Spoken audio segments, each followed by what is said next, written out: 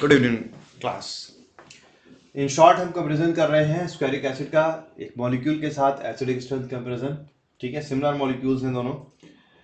यहाँ पर देखिए ऊपर जो एसिड है स्क्वायरिक एसिड है, इसके पे दो OH लगे हुए हैं जिनमें से हम K1 वैल्यू का ही कंपेरिजन कर रहे हैं।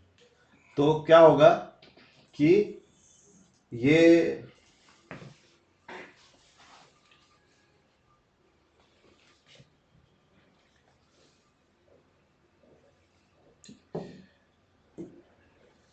वाटर के इसमें क्या करेगा, वाटर के लोन पेयर अपने इलेक्ट्रॉन दे रहा है, डेल्टा H प्लस है, माइनस आई इफेक्ट है, ऑक्सीजन पे डेल्टा माइनस चार्ज है इंडक्टिव इफेक्ट की वजह से, अपने इलेक्ट्रॉन खींचने की वजह से, इलेक्ट्रोनेगेटिविटी की वजह से। ठीक, तो ये बॉन्ड किधर गिरेगा, ऑक्सीजन पे गिरेगा और ऑक्सीजन पे माइनस चार्ज आ जाएगा। अब ये माइनस चार्ज कहाँ पे स्टेबल हो रहा है, ये नेगेटिव चार्ज यहाँ पे आया और डबल बॉन्ड का ये चार्ज यहाँ पे गिराया हमने, तो कार्बन पे नेगेटिव चार्ज आ गया। ये फर्दर रेजोनेंस होता रहेगा और स्टेबिलिटी होती रहेगी। मेरे को इसी स्ट्रक्चर की जरूरत है, हमें स्ट्रक्चर S1 इसका नाम दे रहा हूँ, स्ट्रक्चर 1। इसका कंपेरिजन करूंगा एक दूसरे एसिड से जहां पे यहाँ पे CH2 के साथ CH2 है और दो हाइड्रोजन लगे हुए हैं।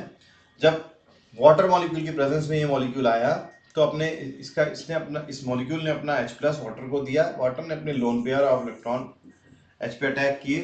H डेल्टा प्लस लिए बैठा था क्योंकि यहाँ पे इससे डेल्टा प्लस आएगा, C डबल बॉन्ड O से डेल्टा प्लस आएगा।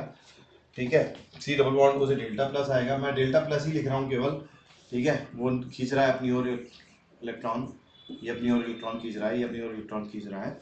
ठीक है, तो ये क्या होगा, रिलीज करेगा और यहाँ पे निगेटिव चार्ज आ जाएगा, ये निगेटिव चार्ज आ गया।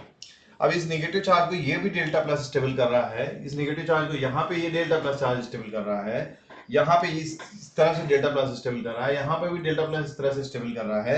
ये स्ट्रक्चर 2 नाम दिया हमने, इसको कंपेयर कर रहे हैं। और ये नेगेटिव चार्ज को ये H स्टेबल कर रहा है और यहाँ पे ये नेगेटिव चार्ज को ये OH स्टेबल कर रहा है। ठीक है, हम कॉन्जुगेशन वाला पार्ट ही हमने एलिमिनेट कर दिया है। कॉन्जुगेशन में हालांकि रेजोनेंस है और रेजोनेटिंग स्ट्रक्चर बन रहे हैं कई सारे, लेकिन हमने उस पार्ट को एलिमिनेट कर दिया है जिससे कि स्टूडेंट कन्वीनियंटली केवल एक फैक्टर के आधार पे ये एसिड्स का कंपैरिजन डिस्कस समझ सके। तो which one structure is more stable, S1 structure is more stable due to the presence of OH group. OH group की वजह से माइनस आई इफेक्ट लग रहा है कार्बन के बगल वाले कार्बन पे, जबकि यहाँ पे सिर्फ H है, इसलिए S1 is more stable then S2 structure 2।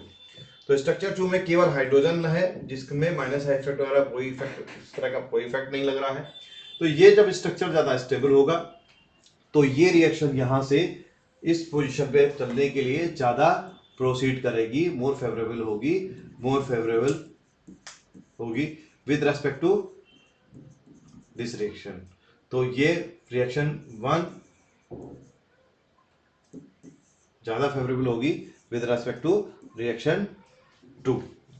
तो ये जितनी ज्यादा फॉरवर्ड डायरेक्शन में आसानी से जाएगी तो K1 उसका ज्यादा होगा और इसका K1 कम होगा। ठीक है, तो this K1 of squaric acid is greater then